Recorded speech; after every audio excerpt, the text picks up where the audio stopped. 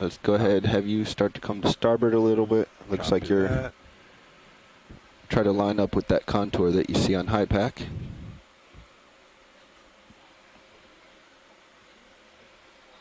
And I'll match you there. Copy that. What would you say the strike of that contour is to our target, Nav? With the direction? Yeah. Let's see. 245 maybe? 290? 290. 290. Copy that. All right. Make your heading 290, please, co-pilot. I'm on my way.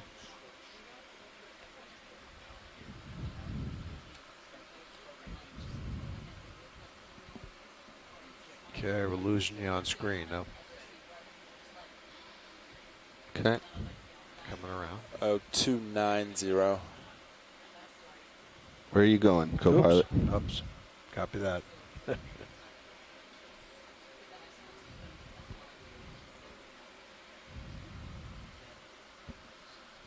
was heading for 1. Almost there. Yeah. Thank you, guys.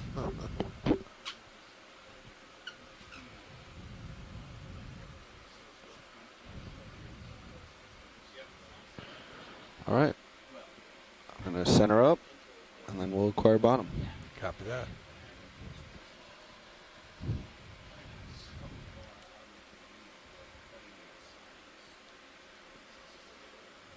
Almost set up.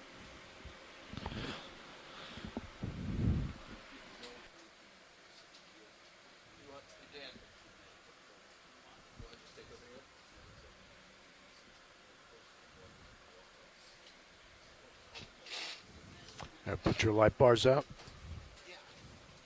Okay. So we're pointing, aiming towards the target. Just threw on 20 CY, so I wish I could. That's what we've been at. Autos are there just to report you right now. Place. You're 10 meters off the bottom. Yes.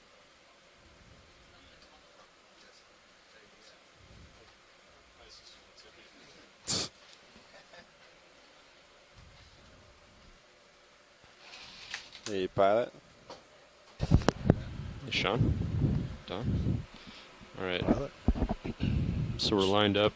Yeah, just deploying the light bars now. Okay. Okay. Yeah, so we're about 150 meters from. Okay. Do you wanna start coming down? We can finish Copy getting that. that set up on the bottom. Okay. All right. Coming on down. Let's see, 15. Is that good? Sure. Okay. I'm only 8 meters up. Set my camera Alrighty. down. Got the bottom in sight. So the general bearing is 290. 290. Okay, folks, we are on the bottom here at hopefully the Call site this of bottom Rec pilot. 15725. So we've landed a little way away from our target, and we're going to traverse over there carefully to ensure that we're not endangering our Okay, all your ROVs lights are deployed. Thank you. in any way. So today's dive is we're working off of an AUV side scan sonar image that was done by industry. It appeared to show a debris field plus a larger object, which may be a hull of a ship. We're hoping it's quite well preserved, and that will be because of the low sedimentation rate, the fact that this area has been relatively free of oil and gas exploration, and the water depth in this particular location. Our site is located along a historic shipping route which took place from the 16th to the 19th century, from Mexico to New Orleans, Havana, as well as Europe. And as I said before, there's been no prior exploration in this area. Today, because this is an underwater cultural heritage site, you will notice that we are not saying anything more specific about locations or depths, as well as on screen 3, we do not have our nav screen up. That is meant to be that way so that we can protect the location of the site.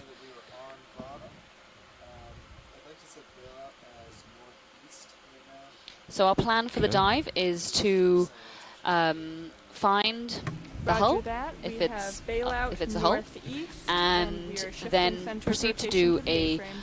Okay. mapping survey with the All ROV, right. which can be used to Let's develop see. an experimental, work on an experimental mosaicing technique. All right. Well, I think And then when we're you're going to ready, do some more in-depth Nav exploration and of Don, the if you're site ready, we as can well go and as get a move the in. debris field Sure. accompanying that Um, hull. I think we go ahead and do like 50 meters. 'Cause we're So not planning on stopping. today, and you're going to be hearing a doing much lot right of now in the voices on the debris line. Our Copy that, archaeological yeah. dives are usually much more busy. you're muted. But on Uh, the ship, we've got, so I'm Diva you Amon, 290. and Straight I am to- a Yes, research fellow at the straight to Natural the History to the Museum in target. London. I will put it I in. am Okay. one of the 2 biology leads on board this expedition, and I work on chemosynthetic habitats, so cold seeps like we've been Go seeing ahead, Matt. earlier in the expedition, as well Yes, as go ahead. hydrothermal vents, woodfalls and whalefalls, as well as I've been doing a lot of work recently on Copy, human that is impacts 50 meters, on bearing fauna in the 290 deep at sea. decimal 2 knots. And this is Chuck All right, Messing. we I'm got sonar at professor 50 meters. in the Department of Marine and AEL Environmental Serious. Sciences at Nova Okay. Southeastern University in Fort So Lauderdale. let's keep an eye on the I'm an sonar invertebrate for hard zoologist, returns. and Picking my you up. particular area of specialization is I'll the push out and do a crinoids, little the scan sea back and lilies forth. feather stars. See if we can find But anything. I love a lot of different invertebrates, and I also work on deep sea coral communities. So in addition to Chuck and I, today, we are going to be joined by a number of folks ashore. So this is one of the wondrous things about the Okeanos Explorer. We utilize something called telepresence technology, and that means that when we our ROVs are in the water, we are Little bit able of a to current port to transmit those starboard. images in near real South to time, north. maybe a 2 or 3 second delay, to folks on shore, whether they are scientists working with us, stakeholders waiting for that information, or just members of the public who enjoy following along with us. So today, we may have some folks on the line. If you're there, would you mind introducing yourself, please?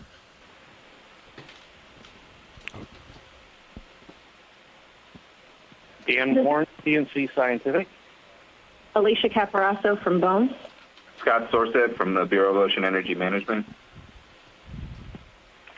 James Delgado from Search Incorporated. Hi, Scott France, Department of Biology, University of Louisiana, Lafayette. Amy Borgens and Sarah Linden, the Texas Historical Commission. Pilots, Mike Nav. Ford, NOAA Fisheries. Co-pilot, Nav. Chris Farrell with the Bureau of Safety and Environmental Enforcement. Irina All right, Sean. So Melanie Zamora, marine obviously you know what's archaeologist going with on. Bone, The one based out of thing Tennessee, that we should today. be careful of is that there's potential for lines and cables and Great, that may obstacles be around the record and in for the this wreck, so expedition we on just the wanna amount keep an eye of on participants that. we have Copy that. during the dive. Approach. This is really great to have so many front different row, voices stay that people vigilant. are going to be able to hear today. Great. And in addition to those folks, we also have a number of people who join us from ashore but just contact us via an instant messaging service. So today joining us we have Asako tilt up a little more Matsumoto, for who's you, joining video. from Japan. She is a Bob. Nigerian expert, so corals and anemones and so on. See a fish up We've there. also got You wanna zoom on it real Megan quick? Cromwell Confirm. joining us today, Mike like a Vecchioni, tripod fish or who is something. a cephalopod expert, and Yep. Bob Carney, who is Okay, you can come out. a general know-it-all about the Gulf of Mexico, deep sea environment. And we mean that in the best possible way, because he knows an awful lot about an awful lot of different things. So this is one of the great things about telepresence, because the ship has a limited capacity. There are only Stretched out a little roughly bit, 2 Sean. to I 3 won't get too far ahead yet. scientists on board at any one We're time. moving at point 2, right? And Yeah, so point we are 2, able but to we still got tap in to a much Together. wider Okay. base of expertise via this Quite a method. bit of port to starboard. Today, for- for I can see instance, you we have an drifting, yeah. archaeological Yeah. dive, and That's so more than we are joined by a Northbound, wide you group of Yeah. archaeologists from across the U.S. Usually we'll be joined by a range of biologists and geologists, but it means that we can tailor what we need for each dive. So hopefully the discussion today will be extra interesting. Got you RV distance 140 Good copy. meters. CT velocity. I think we can bump it up to point 3. How long over 50 meters? Yeah. Bridge RV nav. Go ahead, Nav. Yeah, you guys comfortable going 0.3 knots on that move, increasing the speed a little bit?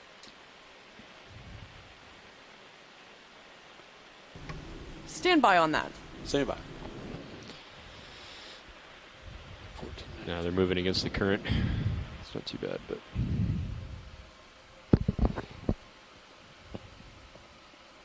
Yeah. Nav bridge, I'll go ahead and give it a try, yes. Okay, thank you. okay, coming back. Nothing on sonar. Nothing on the seafloor. We're clean so far.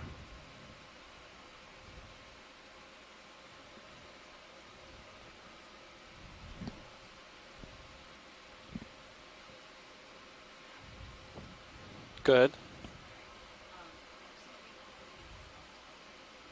D2 is range 129, 130 meters.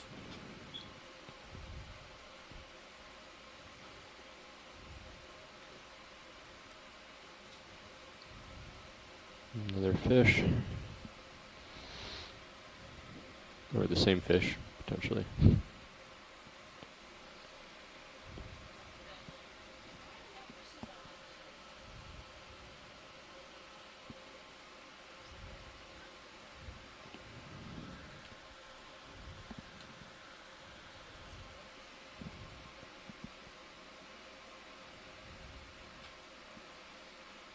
Do you want your lasers on? Sure. Okay. Yeah, that'd be good.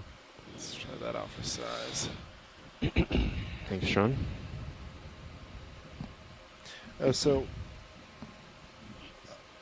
for size reference, Yeah. I saw one of the suggestions was to measure 4 items. Yeah, so point. we're going to do that afterward. That'd be the afterward. Yeah, so right? when we'll do the grid survey, and then they'll let us know what objects would be good to work off of. Okay. And then we'll shine our lasers, do a sweep past those 4 points, and then Sounds good. we'll be done.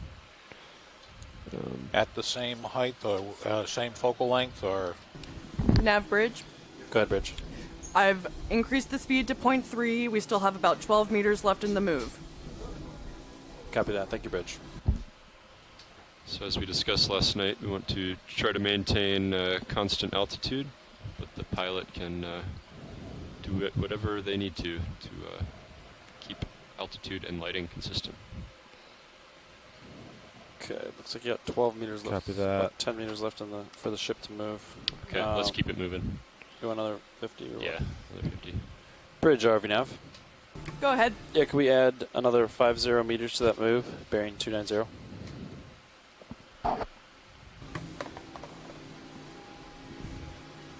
Just go in and add 50. Well, I'm not seeing anything debris-like. At the same time. I got nothing on sonar. Looks pretty flat. Looks pretty sedimented. Good. That's fine.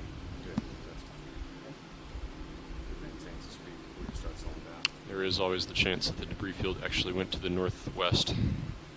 This is true. It could be completely opposite. So we have touched down in an area that you can see Or is it could even quite be, I guess, really sedimented. anywhere, right? You can just make out some bioturbation. So Yes. this will mean the sort of disturbance of the sediment by various Open mic, Bridge. animals. You can see some tracks. Those are the lighter areas, probably Still- made by still one of those sea accurate. cucumbers just Oh, moving out all of, up there, yeah. several sea cucumbers. Several. So these are Benthothuria I funebris. missed what they said. And we've seen a couple of these during our expedition so far, or more than a couple of that. By the way, we had the highlight video I think review this is the most last we've night, seen in any one and screen at not a time. having the skids and lasers in every Agreed. shot makes a huge difference. Yeah.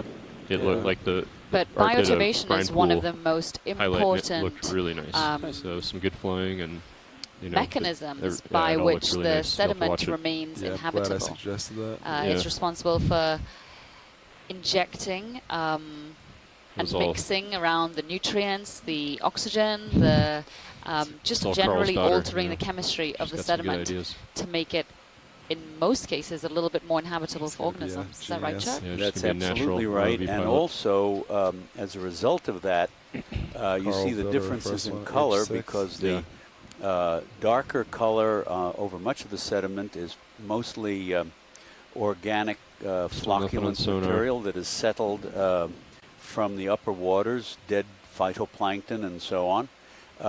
And the paler areas are areas that have been either cleaned by these grazing organisms or deposit feeding organisms that work along the surface, feeding on that surface material, or the little round spots are probably mostly little piles of sediment that have been brought up from below by burrowing organisms. And it's also interesting that the very small organisms that live in the sediment, and we're talking a millimeter or less in size, mostly less, may differ between these different places on a very small localized scale. So some species may prefer a little mound of cleaner sediment, others prefer a more highly sediment with more organic material, and it varies quite a bit.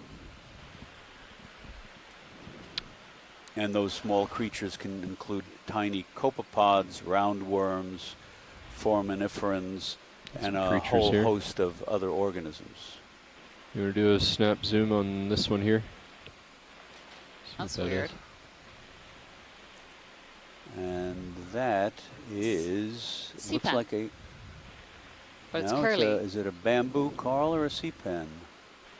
Yeah, I guess it's a sea pen. Looks like a sea pen. There's Okay, let's come out. Let's get certainly the other one genus up here. Prototylum has a characteristic curve, but I've never seen quite that many curves in that. Another object. Would you mind typing that into chat, Scott? Right The, here, the sponge. genus name? Yeah, no problem. Thank you. There's like a line in the And sediment there. there's Do you a see glass sponge, a stalked glass sponge, probably in the family Hyalonematidae.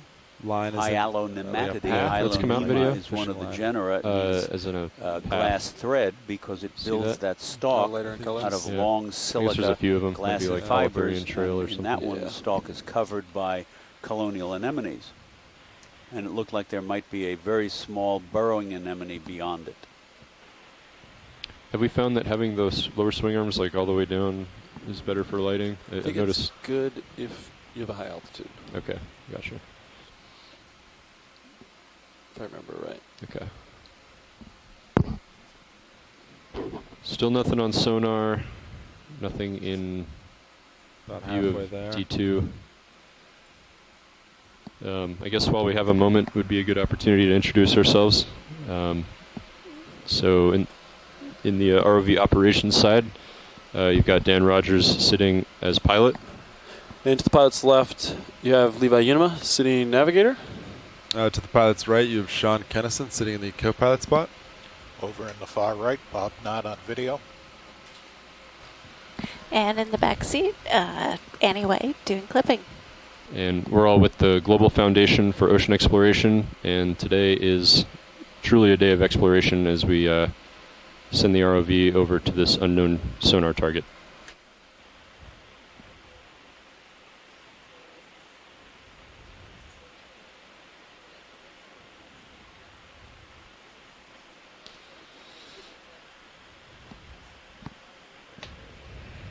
Still clean. Let's keep the ship moving. Yeah, I got 20 meters left to move. I bumped you out to 80 just to take a peek real quick. Sure. Or do you feel like it at 50? I can leave it there, but... You can leave it at 80. Okay, I got you at 80 meters out from the waypoint. Yeah, so one more 50-meter move should put Sirius right over top Yeah. of that target.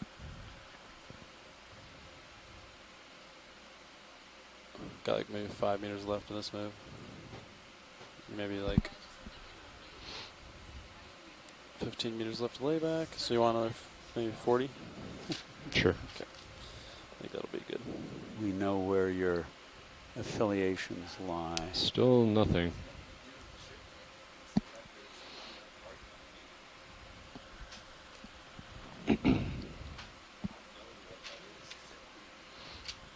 Bridge RV nav. Go ahead, Nav. Yeah, can we add another 40 So I was meters just to that move? heckling Bearing some of the 290. ROV pilots in the control van because on a usual dive, you know, it's just the crucial people Position who have move, to be in range here. 40 But meters, today, bearing because 290, as Dan speed was decimal saying, 3. it is true Good captain. exploration Thanks, Rich. today. We have no idea or very little idea about what this target is actually going to be. That's something It means that interesting our up control van is essentially ahead. full. Yeah. We've got a whole third row in the control van Range of folks standing up 50 waiting to meters out. see what's going to loom into view. So that's at a 320. Keep it lined up with your heading. Yeah. For a second. What did we Yeah. say? 15 meters out. Maybe 315. Can we get lasers off for now? Yes. Lasers are coming off. Nav bridge, move initiated. Move initiated. Good copy. Thank you. Yeah, I said let's go there. It looks like a hard target. Copy. So you just adjusted that bearing? Okay, so we do have a Doing it target now. on Okay. sonar. So it'll be. Nav, tell me what that is. Like 300 or 315? From Sirius to sonar target, I got 310. 310. I'll line up 310.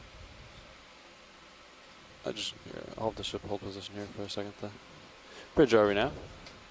Go ahead. Yeah, can we hold present position, please? Present position I. All right, thanks. About 40 meters out. We can go ahead and get that moving when you're ready, Nav. Yeah. Try to see how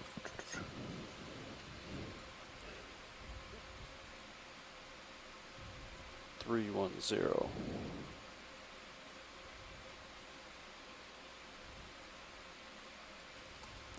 Bridge, RV nav. I have another move when you're ready. Copy that. Go ahead. All right. Range 40 meters, bearing 310 degrees, speed decimal 3. Copy that. Position move. Range 40 meters. Bearing 310. Speed decimal 3. Good copy. Thank you.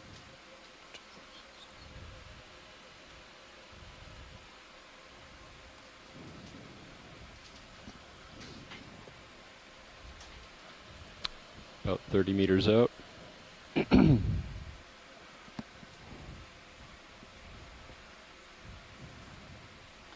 going to tilt up a bit video.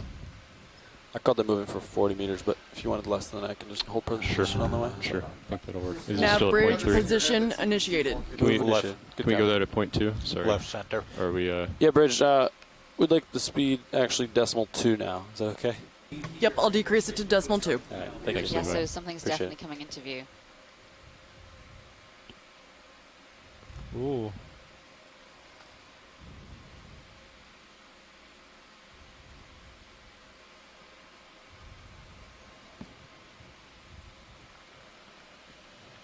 So I'm just going to do a quick And scan that left to does right not look as we wait for natural. the ship to move. Copy. Let's look for other targets and Square. potential Sonar is lines. still negligible. Don't see any lines or any obstructions that would be harmful Okay. to the RV right now. Coming to starboard.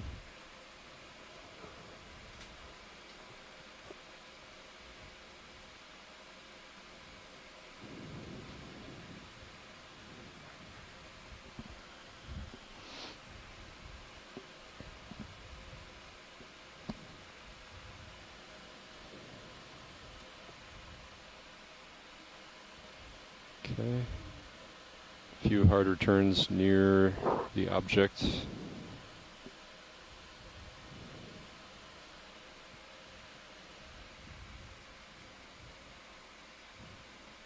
Don't appear to be any lines for now.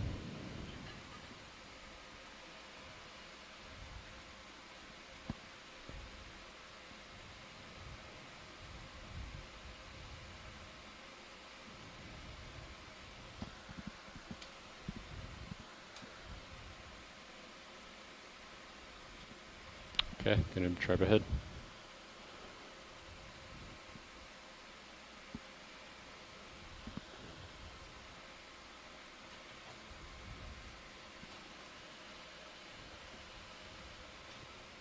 We can range down the sonar on D2. There's 50 meters.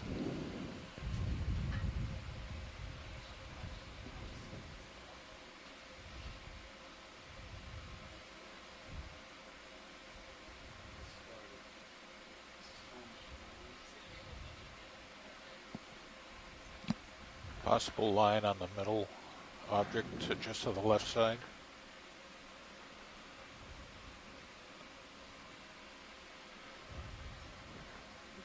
Nothing super tall. Nothing you can't see over. No. Maybe? Looks It might be modern, huh? With the Yeah, it's definitely. paint. Yeah. It's, yeah. Doesn't look like it's been down here that long. They look like Machinery. freezers or refrigerators. Yeah. Washing machine. Okay. Doing lasers on. Washing machine. Let's keep them off for now. Copy. Something behind it too, though. Yeah. You can see that. Well, should we zoom in on this panel here? That's the instructions for your wash. Right. Let's zoom in. Well, it looks like we're looking at a bunch of washing machines. Okay. Add sorted clothes. What gives you that idea? I agree. So, problem solving for if your washer doesn't work. Let's go ahead and come we're out. in the debris field near the wreck site, outward Okay. from the main hole. I know we shouldn't jump to conclusions, but I think we can say this is pretty modern. Zoom in on that, yes. Zoom in on that writing for person. Yes, it is. That's awesome. Can't wait to see the 3D mosaic. Yeah. I'd like to return this to the manufacturer and ask about the warranty. I don't think InCycle's going to be working on it. Coming I around. named this the washer wreck. Looks like Best Buy had a bad day. It's a container. It's a shipping That's container, a container. Yeah. You want to zoom in Right. partial So it's video? probably a container that was carrying a bunch of home appliances.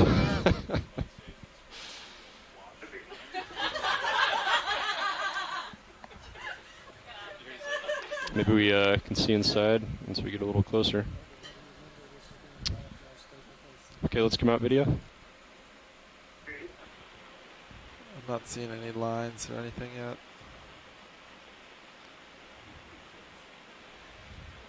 Yes, I do.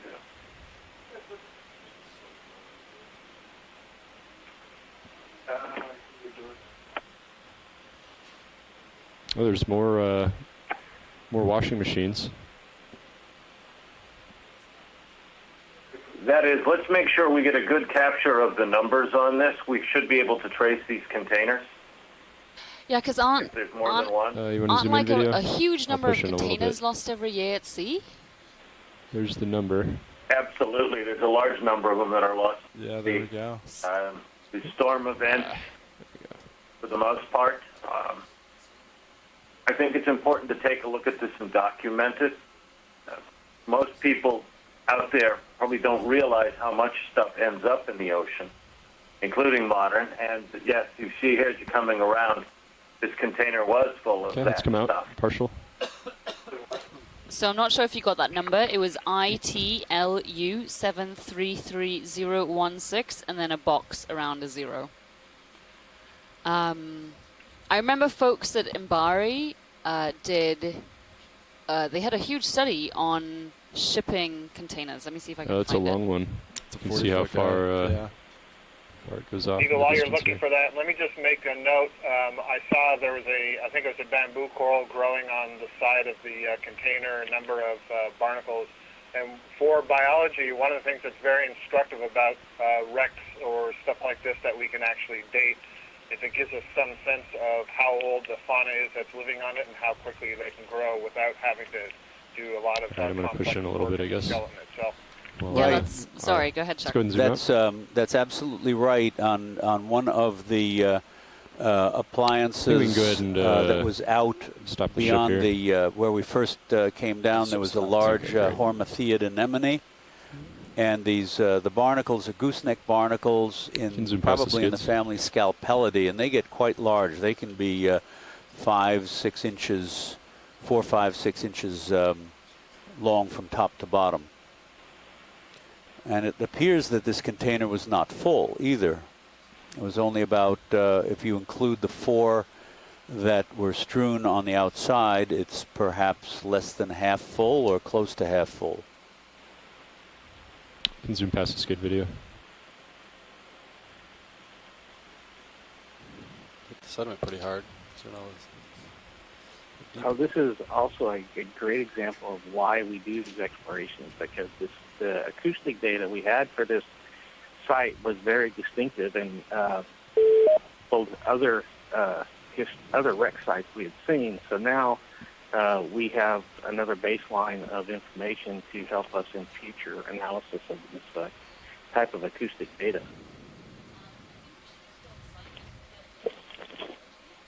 Yeah, thanks very much. Exactly. Interesting to see how everything's at one end. Looks like it probably fell at that end and then plowed in. And that's what peeled this back as everything dumped down. Exactly so. Yep. If we could get a zoom in once we get there on the fuzzy growth on the end of this.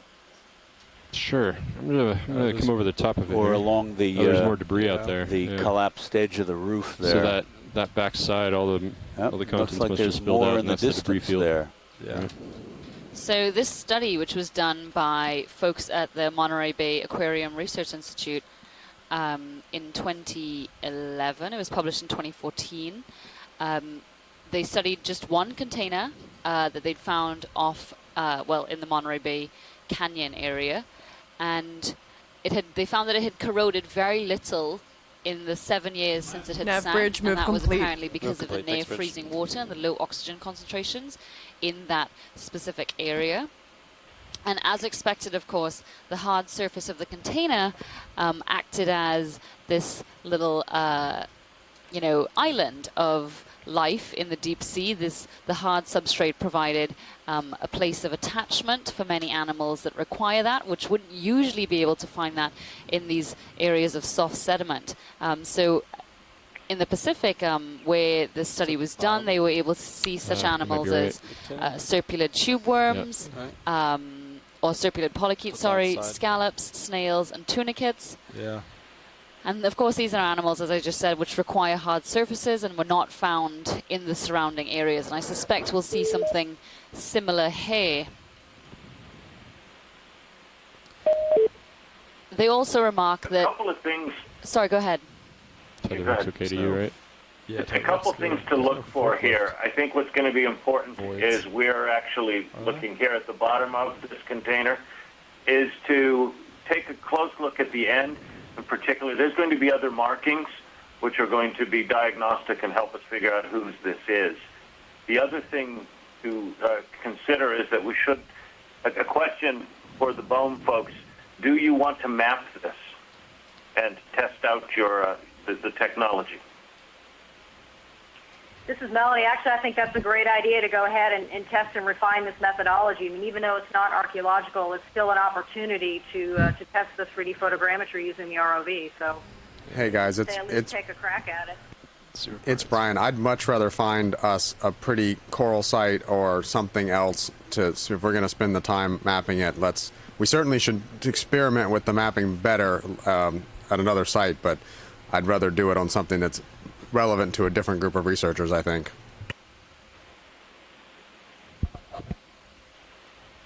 Yeah, I understand. The only reason I was suggesting to do it is because this has much more relief than other shipwreck, and so that's a concern for getting these accurate 3D models. That's all. And that's where I was coming from too, Brian. There's some more The one thing to do is, as we get to this end, let's take a good hard look at this one end. We've got some good biology on it, but hopefully there's going to be some marks. You want to zoom in on the numbers?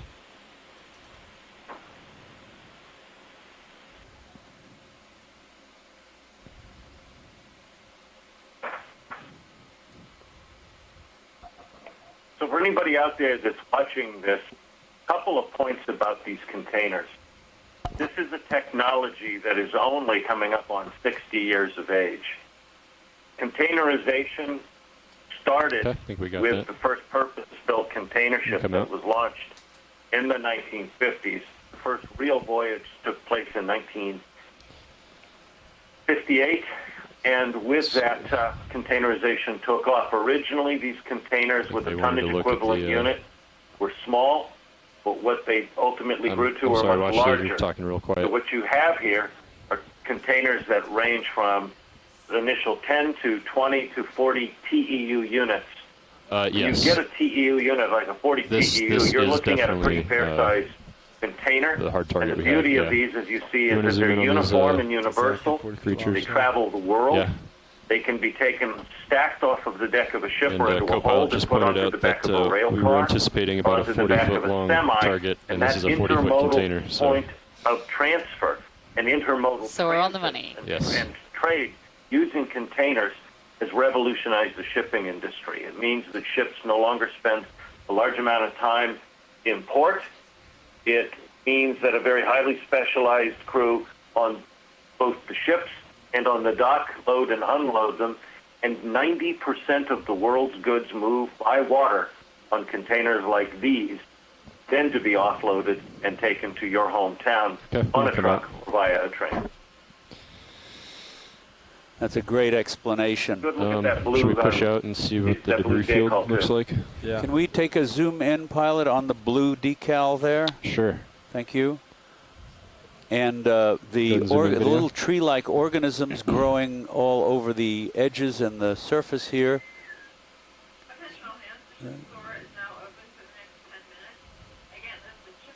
So are those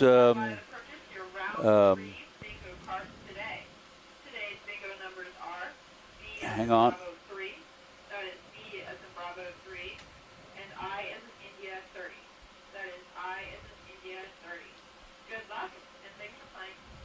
So those, I can't remember the word. It's escaping me. Do those look Korean to you on that label? I don't know. There's all kinds of styles of writing that and so on, but that it looks. I don't know why. I'm not sure. More Korean than certainly than Japanese. Okay. You want to come Anybody have any suggestions out there?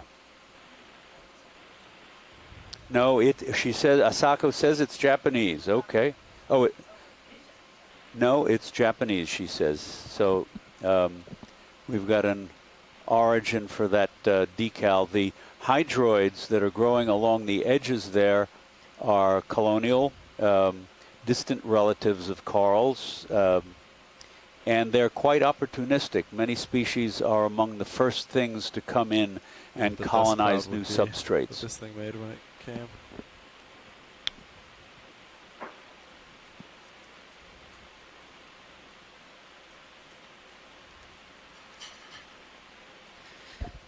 Okay, folks. Just had a quick chat with Brian. How does this sound? We stick around the container for a while, maybe the next 20 minutes, half an hour, however long it takes to make sure we get some good imagery of all of the biology potentially living at this site, because as Scott pointed out, it is pretty much a settling plate experiment, right? Move back. So documenting what is there we'll is really move up useful. the side again. After that, we can go and have a quick tootle around the debris field, at least for some of it. Again, see what biology, if any, has settled on those bits of the appliances.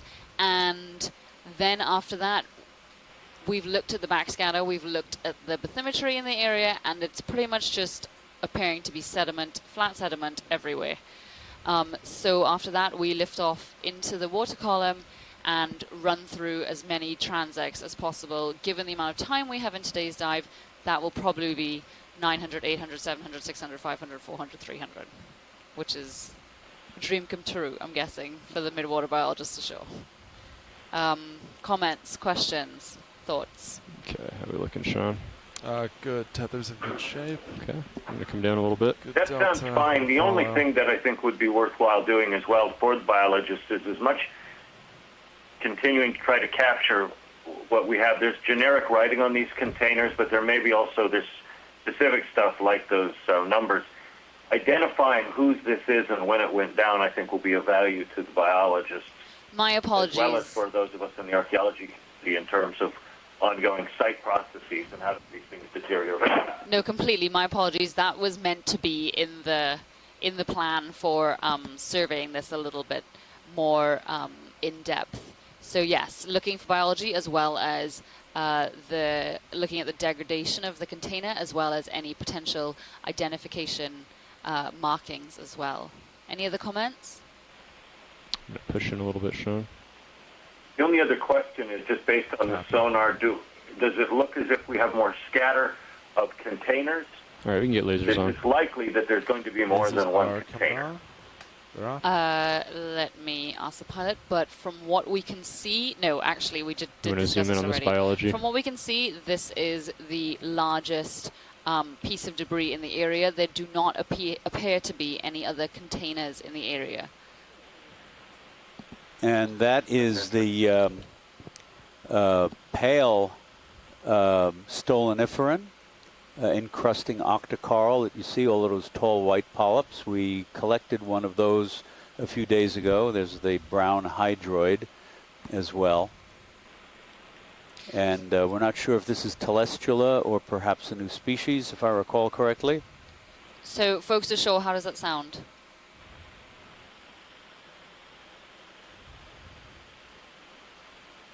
This isn't what we were expecting, but that doesn't mean we can't try and make the most of this.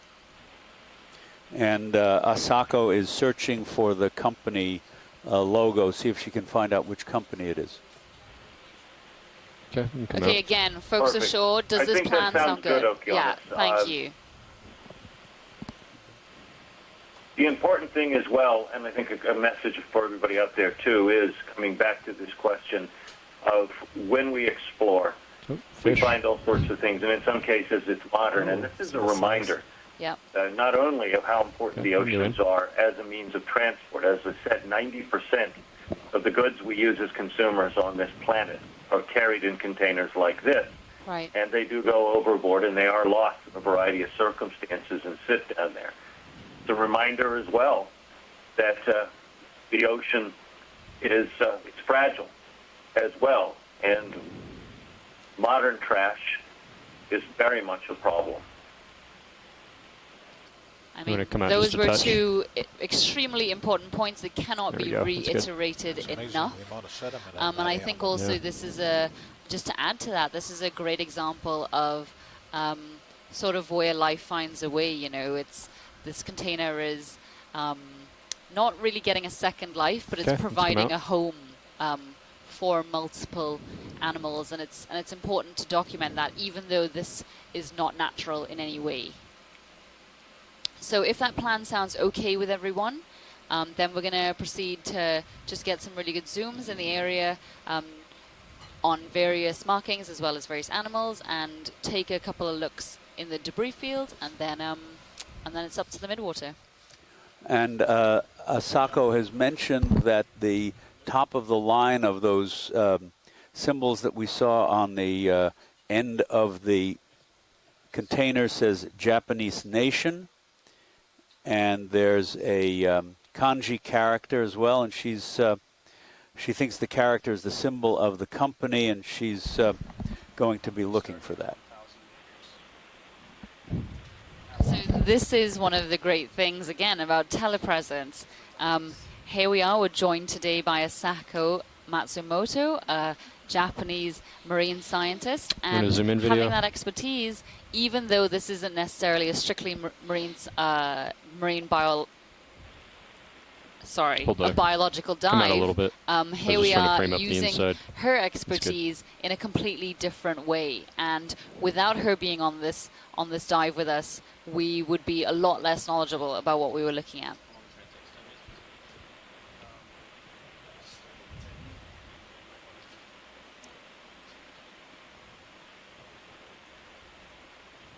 Diva, this is Melanie from BOEM. Just to make one last point about this, from BOEM's standpoint as a federal regulatory agency, this is actually still useful information to us.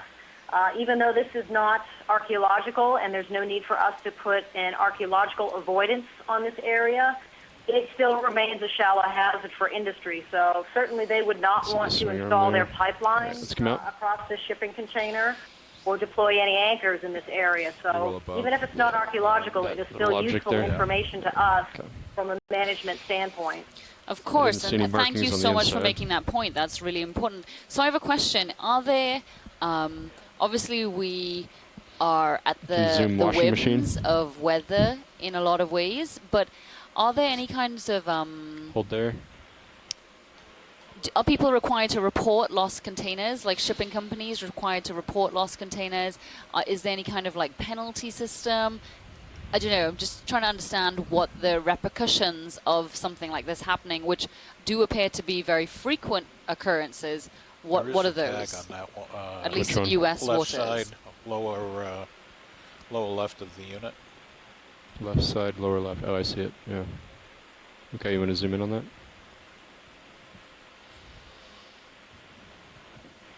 Well, I guess I'll jump in and make some I'm gonna assumptions. It's settle not over a really bit. Let's my come out. wheelhouse, but I would assume that there may have been some sort of insurance claim if they're carrying all of these appliances that were intended for sale and distribution. So perhaps there's an insurance record out there that would give some more information So about this. keep an eye on everything, Sean. Yep, Yeah, you that's got it. another great As far point. as I'm aware, there's Coming over to the 1, but you're still above that. as far as I'm aware, there's really Say 2 no 3 reporting meters. mechanism that I've found All right, video, you can go for containers going overboard. But that may be something to do further research into.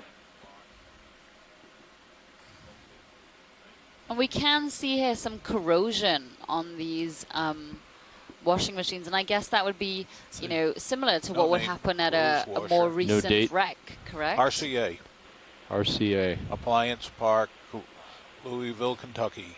Louisville, Kentucky. Kentucky. Yep. So I'm putting a question out there for all deep sea experts. How, I mean, obviously we can't tell exactly when this happened, but based on like the bioturbation and stuff growing on it, how long do you think this has been down here? Model serial. You got a serial number on the. Well, my guess is not terribly long. Scott, you saw the one I sited on one of the strewn units off to one side, which suggests some length of time, but my understanding is hydroids like this don't take very long to grow. Of course, we don't know how long it took for anything to establish itself initially after the after this all hit the bottom, hit the seafloor. Did it start being colonized days, weeks, or months after See if we can find any the other initial markings. Keep an eye on that one video. drop? But there are other things to consider, such as, you know, Could fit what inside. what is this container coated in? Could it perhaps be potentially toxic to sensitive animals? Are there corrosion-resistant coatings used on these shipping containers, and would that deter growth? Additionally, we know so little about the growth rates of many deep-sea organisms that I feel like a lot of this would be speculation. Well, your containers, your standard. This is a standard cube. This is a dry freight container, and if you see, it's got mud on it. Other than the hydroids, it doesn't have much else. That's because it's painted with marine paint, which is intended to be corrosion resistant. Remember, these things are going to be sailing back and forth on the ocean and constantly being reused. The other point I want to make is, according to the World Shipping Council, on average, about 350 containers a year are lost at sea. Wow. 350? That's it.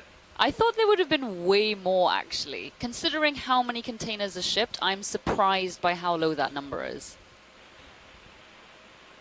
Well, bear in mind that these guys know what they're doing. I mean, you do have marine accidents, and that doesn't count a ship sinking. Yeah, of with course. Containers. But let's say you've got an average-sized container ship these days, a post-Panamax, 6,000 TEU. Zoom in on that.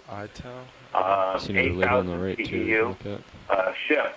That was They're not getting up to 10,000 Container TEU ships. Corporation. What's this marking here? That's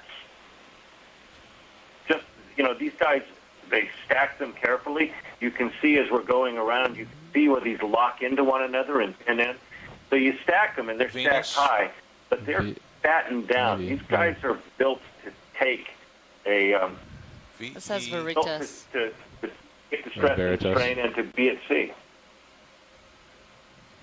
Right, it is quite extraordinary when my come out, and we'll laboratory look at is this, across from the container working on the port right. at Port Everglades in Fort Lauderdale. big It's and not a huge container port, Serial number. but they have substantially sized on one of these vessels. two They're not labels the here. biggest. On the They're black planning one. to dredge Yeah, the okay. channel to accommodate That should larger be ships since care. the enlargement Okay, of how we the look, Panama Sean? All Canal. good? Yeah. But those Okay. We'll push in just a containers touch. are stacked high and wide. It's Okay, pretty let's go ahead and zoom in. impressive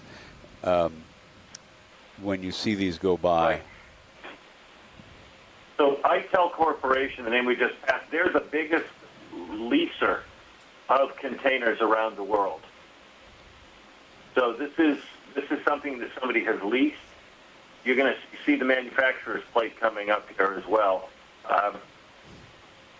So this is somebody rented this container, which means Date of this is manufacture is ITEL's obscure. container.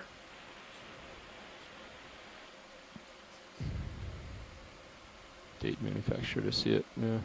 It's one of the lower ones, but you can't actually see the numbers. Right. You can just see date manufactured, but then not much else. There's a It's a 9 zip tie. visible, but that's it. Still intact. Yep. Locking it. That held up.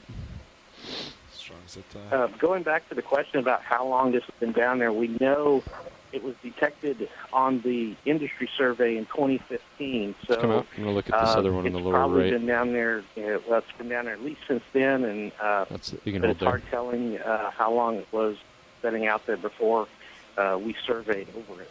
That's a good point. Again, thank you. Oh, it looks like Go ahead. Cavaleria found a home. Okay, so that says inspected Tokyo. 1985. Oh. Tokyo car. But would that have been when it was made? Or just after it was made? Safety inspection. Do they do those? But for surely that containers? they wouldn't put on a They brand may. new plate every time, like annually, would they? Looks pretty good if it's been down here for 30 years. Yeah. Now, let's Tokyo. also zoom in on that smaller. Oh, wait. What's that? Is that another date above it? Go ahead and zoom in. I don't think so. I don't think No, so. Okay. Too many. Tokyo car. Model, probably, perhaps. MODE something.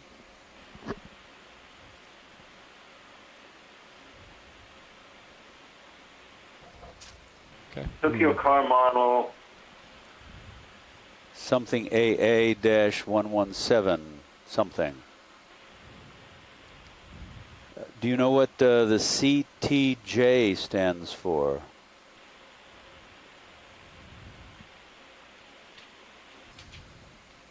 Oh.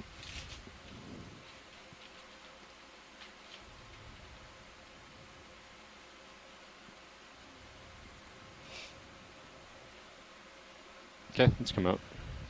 So going back to the Mbari paper, the main conclusions from the paper was that the container caused a shift Okay. We'll start in with the the animal anemone and then go over community there. through a variety of processes. Its physical presence pale provided a purple hard crystal. subsurface that sessile animals attached to, such as this anemone. It also provided a physical obstacle that affected local bottom currents, and a high spot on the seafloor that attracted predators, as well as likely suspension feeders that could get up and off We come out a off touch. the water column. Off the Right bottom there. into the water column. And then also it potentially was a possible source of toxic materials. And they also believe that the container in their study could have had a number of indirect Okay, let me go ecological over to the right impacts, some side. which may take years or decades to have developed. For example, higher numbers of predators near the container may have explained some of the changes in the types of animals found on the nearby seafloor. And that could impact the diversity of seafloor animals near to the container. Okay to move in? Sure.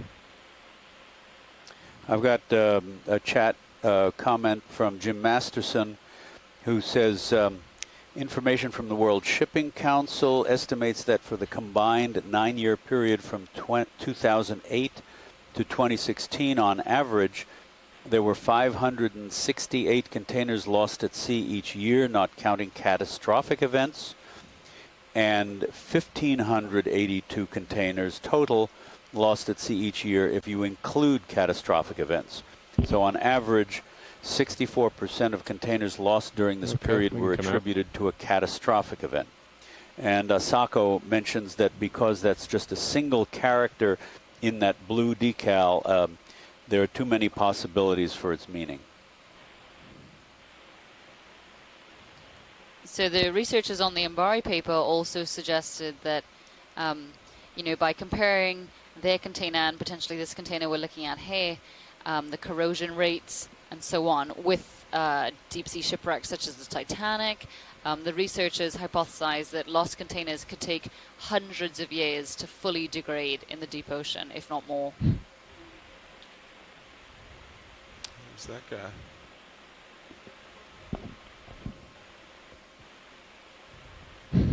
Be nice if it was a shipwreck, but So as we look at the take a nice story, shot. you see the ITOU and then the 733016.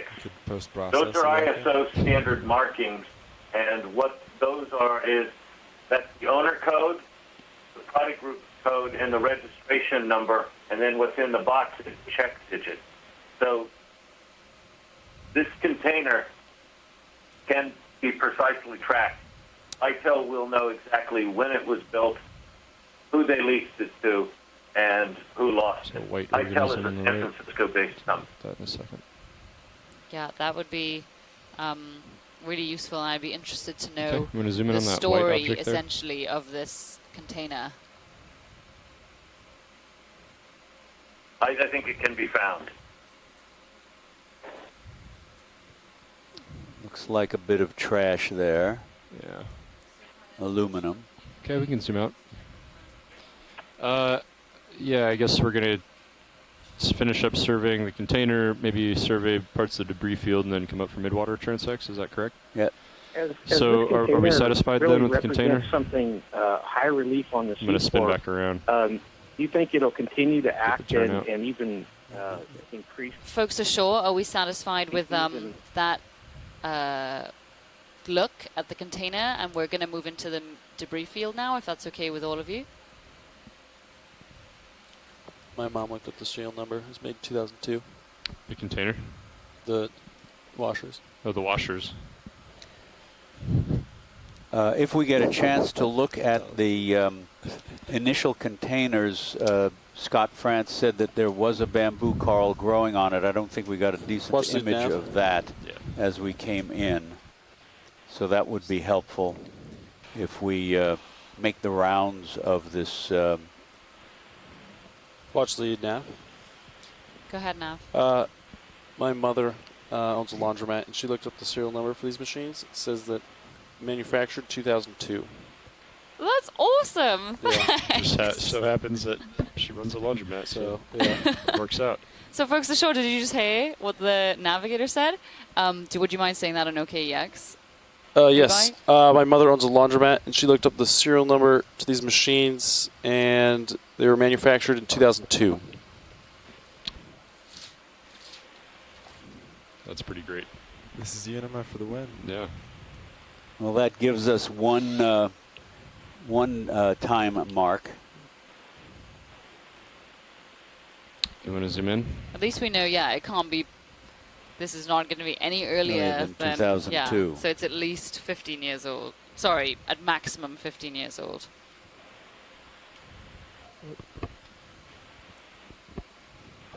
That's amazing. Thanks, Levi. Yeah, just for clarification, the last RCA made was 2002, so it could be before that. The last one. Okay. Just to clarify. Got ya. Any Sorry, what was that? Ashore? Any biology here that we should look at? I guess there's a stock over here. You want to zoom in on that video?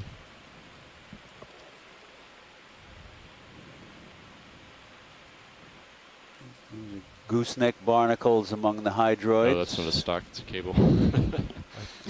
Scalp pellets, probably.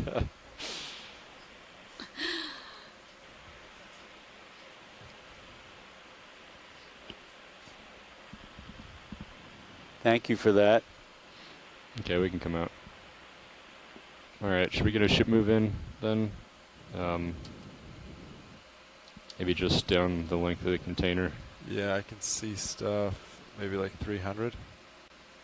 Let's come out all the way on the video. Yeah. Yeah, that's good. Thanks. Okay, what direction do you want?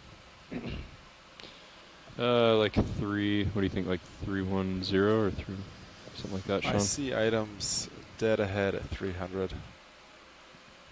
I see it on my sonar. I think there are some sonar targets out in front of us. Is that true? Yes, that is true. Yes, they say. The pilots say yes. No, There's it's going to one be a of little them. more north than that. Okay, so how would this have happened? Let's say there was a catastrophic storm and one of these containers fell off of the ship. It would have opened on the way down, I guess? Ooh, and there's then a Nipneastes. that looks like a fridge now. Let's just move it like Yes. 10 or 15 meters toward D2. And then, so I'm not sure how the, I mean, maybe the container, I would expect it opened on the way down to And strew then- this stuff around. Bridge RV now. Because the air inside the container wouldn't Go ahead, have Nav. Yeah, like a ship move. bubbled out 15 immediately, meters, and bearing 300. it probably speed twisted. The decimal 2. container probably twisted and turned. It may have been battered Copy by that. waves. Position move, range 15 meters, bearing But 300, clearly, it speed did not hit decimal the 2. seafloor intact.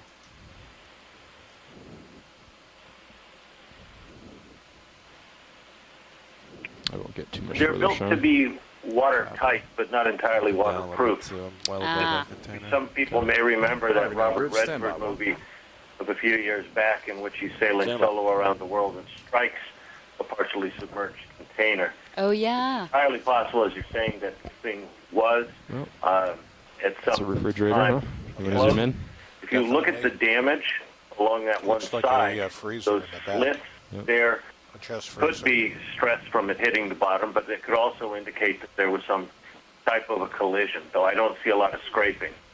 You want to zoom in? I see some words there. At some point, yeah, it looks like this thing on its way down probably Temperature did control. open up. Very important. Peeling, though, off the roof. High-end model. But everything coming out I of can it zoom could out a have little happened bit. in the water column or when it struck. You Things can could zoom have out a been little bit and ejected. I'll move in. We need somebody that's really good at modeling sinkings like this more from the engineering side. Right. Thanks very much.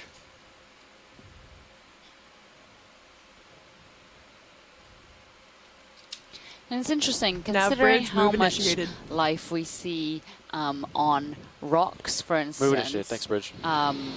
Or other natural hard substrate in deep ocean in many areas. This doesn't really appear to have many of the usual suspects. Yes, it's got hydroids and maybe some stoloniferans, but they aren't corals, they aren't crinoids, they aren't other animals that we would almost expect. I wouldn't be surprised if it's the metal substrate that that is unattractive to larvae, especially if there's rust. Perhaps, I don't know. I'm not that. That's not my discipline. There is I know there is one There's a coral inside. shallow water coral, a In a Tubastrea, second. Yep. which is there's a Larvacean or Ctenophore, a small colonial coral that does Okay, not have zoom in. symbiotic algae, but it lives in shallow water, and it preferentially Inside grows the motor on compartment. metal is it? shipwrecks. Inside the motor compartment Oh. to your right, the compressor. Oh, I see it there. Yeah, yeah. Okay. I thought you meant on the end there. All right. Let's look at this coral. Yeah, I turned it And there's a little octocoral. That's a little bamboo coral, isn't it, Scott? Oh, yeah. I Yep. think Scott Oh. actually isn't able to Okay. follow along as closely as he'd like. But Asako, this is an icidid, isn't it? Yeah, I see. I saw a couple of nodes. Yeah, right at the. This is another one of the one we've seen before. I think you can see there's a node, a little protein band, just immediately below the lowermost branch to the Can we get left. some lasers on it? Yeah, lasers You are want to come out for lasers video? on. And that's 10 centimeters across from top, or 10 centimeters tall from top to bottom. Our lasers, just as a reminder, are 10 centimeters apart. Okay. Well. Yep. Let's come That's out. good. That's pretty interesting because at least we Starting know to move. something about bamboo corals' bit. growth rates. Mhm. So this could En route to you. be pretty informative. There's somebody Yeah, out in how the far distance there. was the move? 1.5 meters. 1.5 meters. Copy, 1.5 I meters. think we can do another. Oh yeah, there's Yeah. definitely more out there. Yeah, you can see them on sonar too. Yeah. Got another 15 Sure. meters, banging 300 still. There's two maybe things that's out like in the 3 or distance. Scott is 5. suggesting that's an ice Yeah, we're going to do 310. Okay. 310 next one. 310. Yeah. Copy that. Bridge, RV nav. Go ahead, Nav. Yeah, I'd like another move. And yes, range Tina's 1.5 remarked that meters, they're no bearing buzzing. It's 310 degrees, no, speed decimal 2. None of the main suspension feeders that we see in other Copy that. Position move. Range areas. 15 meters. Bearing 310. Speed decimal 2. I think some of the crinoids, I think some of the hydroids are like weeds. They come in quickly and disappear quickly. Zoom in. Oh, now we've got a chest freezer. Yep. A Hold there. range of home appliances being found here.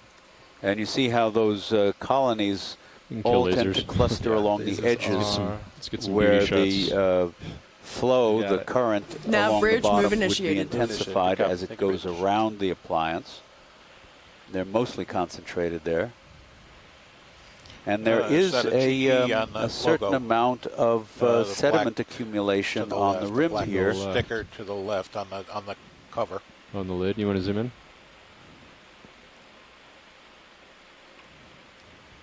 GE. Good eyes. Okay, we've got a Temperature brand monitor. there. General Electric. Okay, let's come out.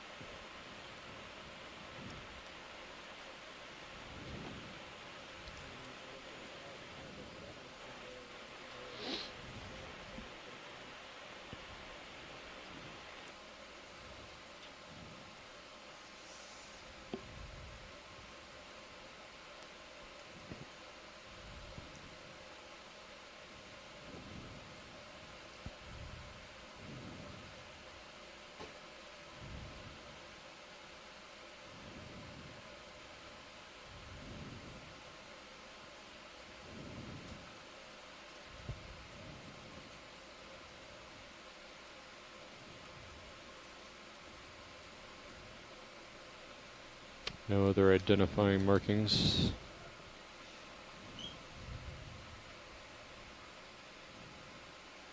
Okay, let's come out.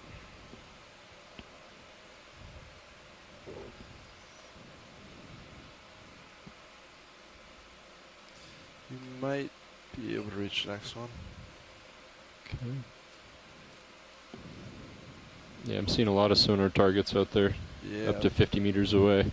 Yeah. Closer we get, the more I see. How far was that last move? 15? Yeah, 15. 15. 1.5. So I'll probably end up about where you are now. Okay. As a reference. And another sea cucumber. What's the genus? Thuria funebris. Benththuria funebris. Another little tripod fish just there as well. Boy, they're really scattered about here.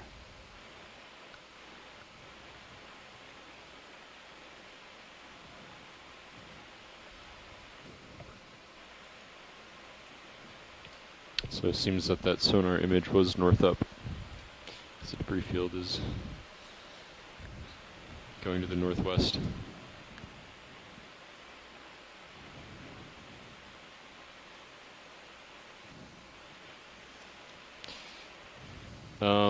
So I have a question for you, Watch Lead. Uh-huh. We don't need to zoom in on every one of these. Should we just put in kind of a relatively quick move, zigzag back and forth, and see the extents of the debris field? And is that going to be enough or what? No, yeah, that sounds good. Let's do Okay. that. So I'm looking right now like 290. Maybe I'll come over. I think 300 somewhere in there is pretty good from me. So maybe 310 for you, where you're at. Copy that. I'm lined up 310 now. So Dan Warren is saying that given the heading we're traveling in, the distribution suggests that the container impacted from a northerly direction. Why don't we go ahead and put in a long, like 50 meter, like 0.3 move, and we can just kind of survey. Does that sound good enough? What direction looks like? Like 310, I think is good. Yeah. You on 0.3? Okay. Yeah, we're just going to do a quick survey to see the extents. Bridge, RVNF. Okay, let's come full wide for now. Yeah, we'd like to move 50 meters, bearing 310 degrees, speed decimal 3. You're full wide. Okay, Roger that. Position move, range 50 meters, calibrate. bearing 310, speed decimal 3. It's a good copy.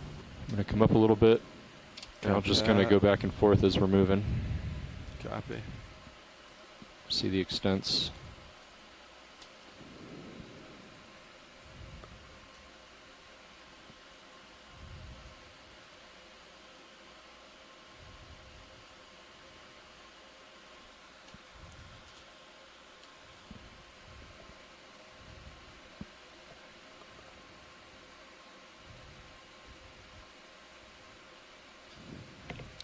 Nav so bridge, mid-water move folks initiated. on the line, we just want to ensure that you guys are going to be ready Thanks, Levi. to step in once we leave bottom, which will probably be in, within the next 15 minutes or so.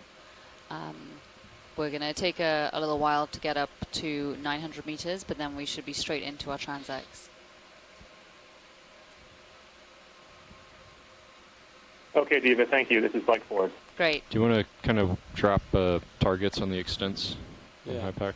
Absolutely. Looks like, all right. Look straight ahead of you, 25.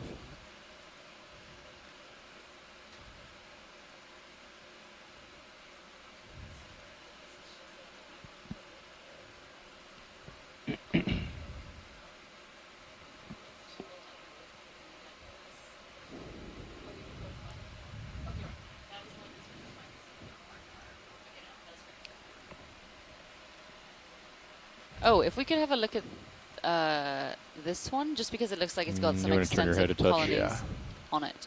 We'll do a quick snap zoom. Go ahead. Hold there. Now those are large hydroids with lots of barnacles. This is wider than I thought. I'm looking straight north now. Okay, that's great. Thank you. Okay, we can come out.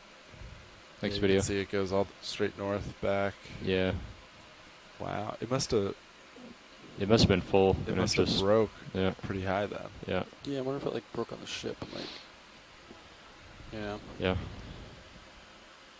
That makes it'd be harder for it to break once it's free fall. Yeah.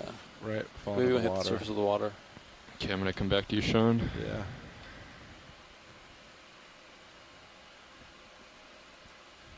Come back to 310 for you. Copy. I'll just follow you. And over. another freezer. Now they're scattered all over the place. So probably, based on this, these additions to the debris field that we've seen, the container could well have been completely full. Don't see this every day.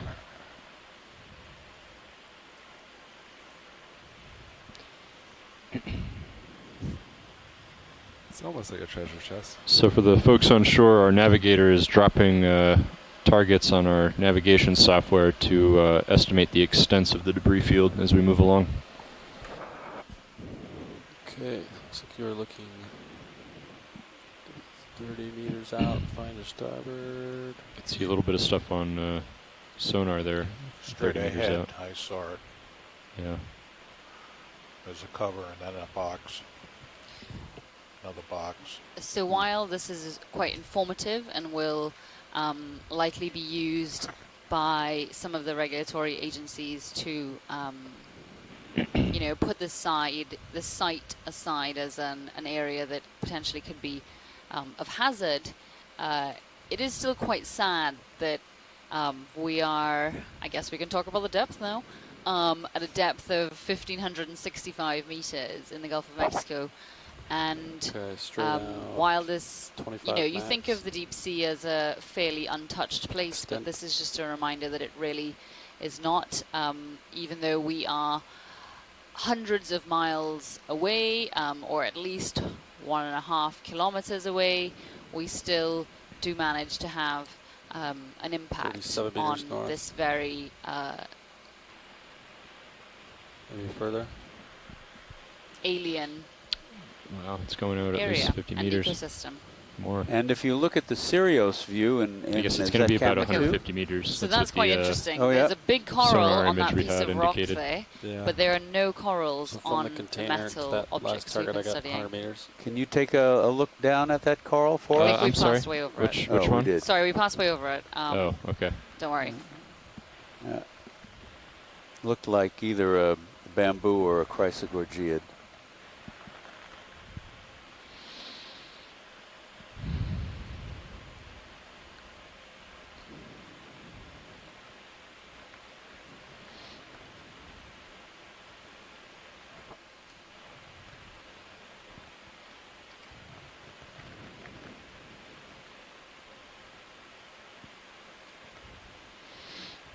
Has anyone been keeping a count of how many objects there have been roughly?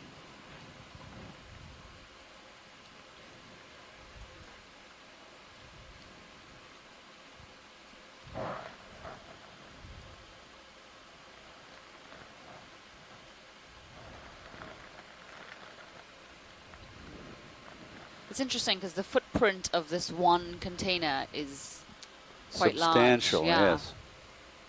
And if there are so many of these coming down into the deep sea every year,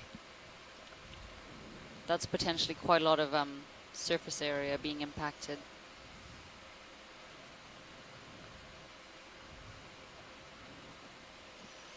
See some 30 meters out. That looked like another sea pen sticking out of the sea floor. Oh, you're right. Wide. You're right. I'll Yeah. stay put. Looks like we might be getting toward the end soon. Coming back. Not many other sediment inhabiting fauna other than The sea cucumbers. Can Yeah, we the take a look at that, or is that, are we a passing that sponge. too fast? Can we get a snap zoom on Snap that zoom. little item in the middle? I think that one's a That's Caulophacus.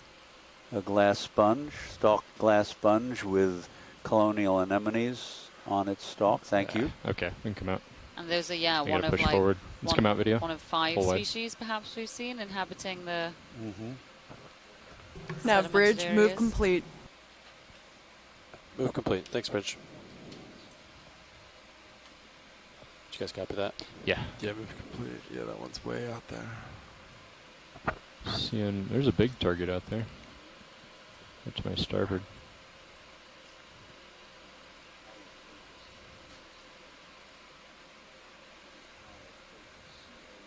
Okay, see. Yeah,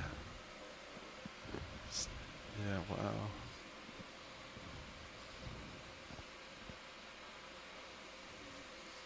This is a bit surreal. We are, again, as I said earlier, we are at 1.5 kilometers over that in the deep sea, and here we are moving through a field of chest freezers, fridges, and washing machines.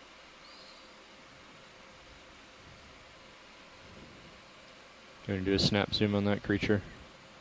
Or whatever it is?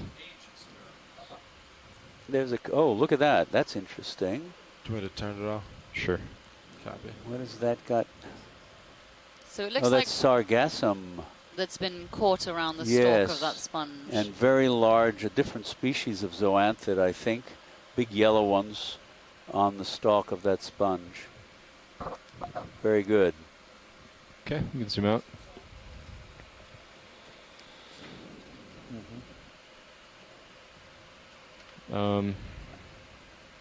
Let's see, I don't see anything toward 310.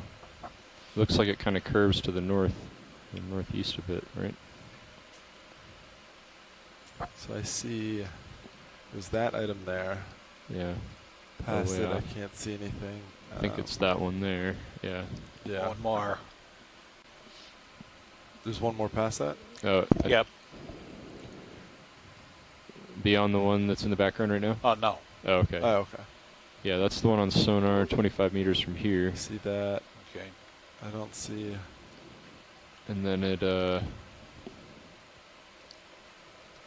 like there's a little more. It might just be wide, you know, like there might be more off to the northeast, and that's the cone of debris. Spread. Copy. So we kind of hit the western edge of the debris field. I don't see anything else. Yeah. So I think this is kind of the end of it. How far is that, Nav? Okay. I got pretty much at the end of it. Yeah. From the container to you is 90 meters. That's, yep. So watch leads, we kind of skirted along the western side of the debris field, and I think we've reached the end of it. I think there probably is more debris out east, but I think we've reached the northern extent. I mean, I think we're happy to come off the seafloor. Okay. I just need to clarify if that's going to be to 1,000 or to 900. Okay, well, we'll get About set up and 1,040 come up, start coming up. Cool. Okay, all right. Well, I'll come back toward you. Copy. I'll get some delta.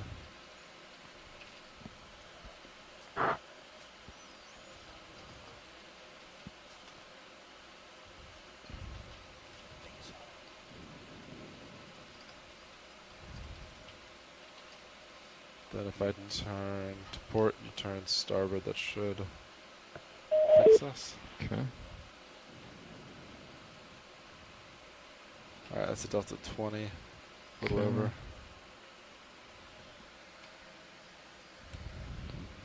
Coming back towards you. Copy.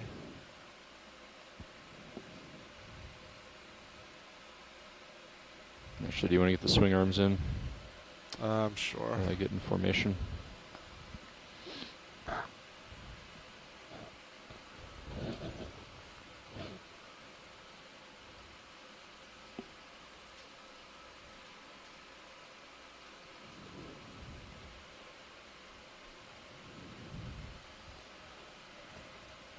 Okay, I'm going to call this ascent. And Sure. ROV off bottom. Sure. 10-4. Job, Dan. Well, we found something. ROV 12. I don't think we need to actually move the ship, so we can get Yeah, in formation. last time we ended up. How were Sean? Do you remember which direction the vehicles were streaming before you set up? They were streaming like this. So they're streaming that way. Like that, D2. Yeah. So D2 is out to the northwest or the southeast? Southeast. Okay, so why don't we set up like that? So I'll come to starboard, and you'll stay pretty much where you're at. Yeah, that's pretty much it. Let's see. Stowing. Last one.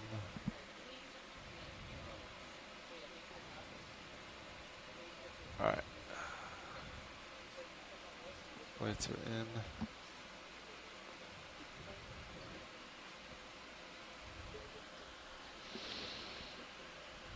Do you want to turn it off, or just? I think you're fine. Copy. And that'll be roughly where the current's going to push us anyway. So. Okay, I'm going to push forward, get into tow.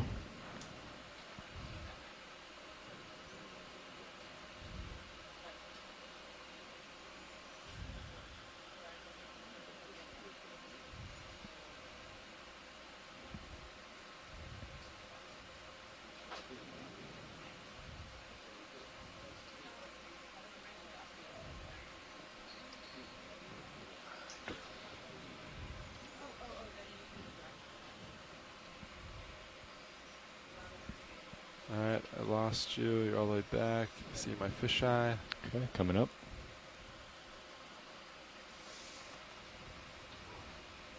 Got you in my tail cam.